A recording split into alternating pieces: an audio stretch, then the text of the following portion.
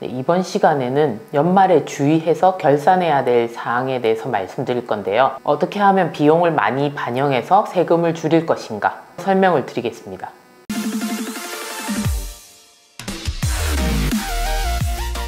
이 시점에서 이 영상을 찍는 이유는 재무제표는 한번 신고되고 나면 절대로 수정을 할 수 없기 때문입니다.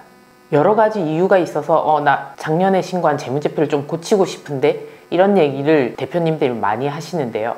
세무대리인 입장에서는 얼마든지 고쳐드리고 싶지만 그게 절대로 불가능하다는 얘기입니다. 3월과 5월에 법인세와 소득세를 각각 신고할 때 재무제표가 들어가기 때문에 이 재무제표가 최종 재무제표가 되는 거죠.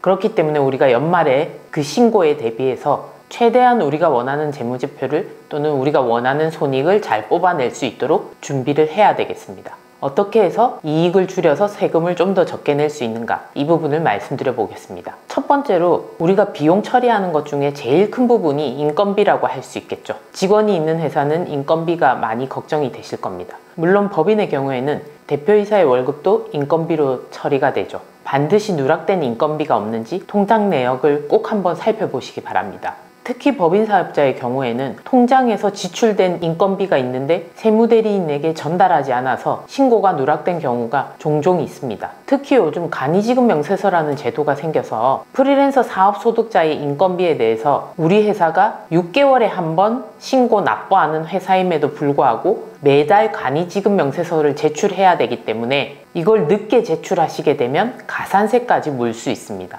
이 간이지급 명세서 때문에 더더욱 프리랜서 사업소득자의 인건비에 대해서는 잘 챙기셔야 되겠죠.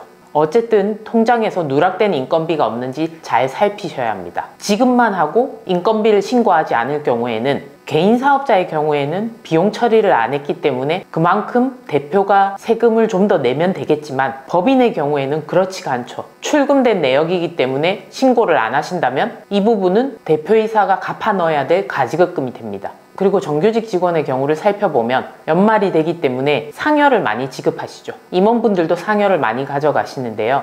이 상여는 무조건 반영한다고 해서 비용 처리가 다 될 것인가, 이 부분을 잘 생각해 보셔야 됩니다.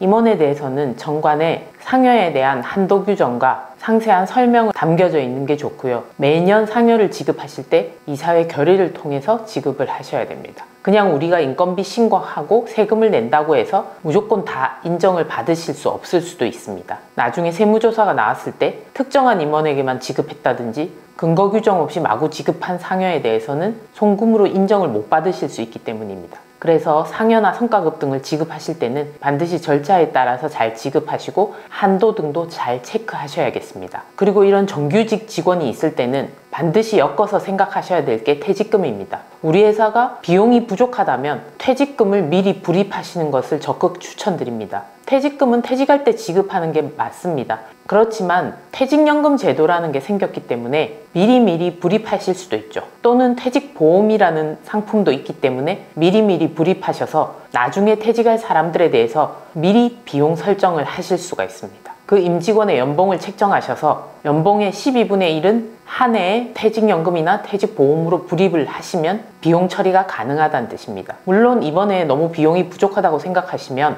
방금 말씀드린 연봉의 12분의 1보다 더 크게 불입하셔도 됩니다. 불이백만큼 비용 처리가 되기 때문이죠. 내년에 가서 이익이 적을 것 같으면 그때는 불이백을 좀 줄이셔도 되고요. 결국은 퇴직하는 해에 최종 정산이 되기 때문에 이 퇴직금에 대해서 잘 활용을 하신다면 불입한 금액에 법인세율만큼 절세 효과가 있기 때문에 반드시 해가 가기 전에 불입하시는 게 좋겠습니다. 퇴직보험의 경우에는 보험 상품의 특징도 있기 때문에 퇴직연금과 또 다른 장단점이 있습니다. 퇴직보험은 설계사를 통해서 가입을 하셔도 되지만 우리 회사의 손익을 책임지고 있는 세무 전문가와 얘기하셔도 좋은 방법이 될 것 같습니다. 그리고 1년 동안에 우리 회사의 매출과 비용 내역을 통장 입금과 지출 내역과 비교하다 보면은 누락된 경비 등을 찾으실 수 있습니다. 카드나 4대 보험료 등은 어차피 정해진 거기 때문에 지금 시점에서 카드를 쓰실수록 비용 처리는 더 할 수 있지만 비용 처리를 많이 하기 위해서 카드를 억지로 많이 쓰는 것도 어떻게 보면 좋은 방법은 아니겠죠.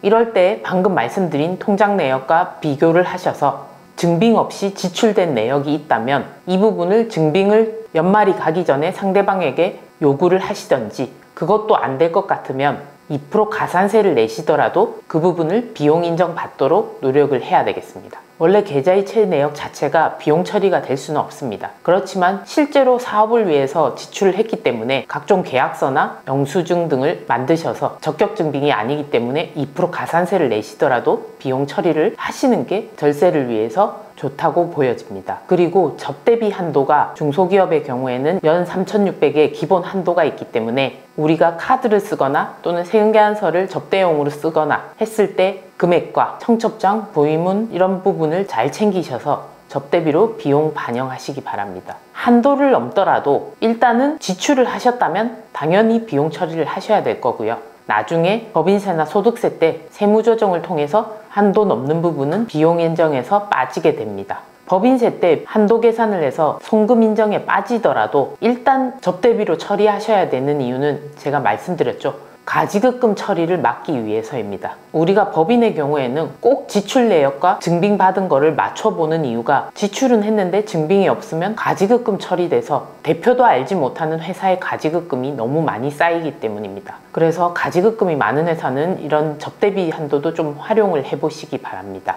이번 시간에 강조하고 싶은 점은 연말 전에 꼭 들어가야 되는 상여나 퇴직금 등 이런 중요한 부분을 꼭 챙기시고 통장 정리를 할 때 반드시 출금 내역 중에 증빙을 챙기지 못한 부분에 대해서는 2% 가산세를 내시더라도 비용 처리를 하면서 가지급금이 되지 않도록 하는 이런 부분에 적극 신경을 써주셔야 됩니다. 그래서 통장 관리를 할 때는 지출할 때 적요에 꼭 중요사항을 잘 적으셔서 나중에 기억이 안 나서 가지급금 처리해버리는 그런 불상사가 생기지 않도록 하셔야 되겠습니다.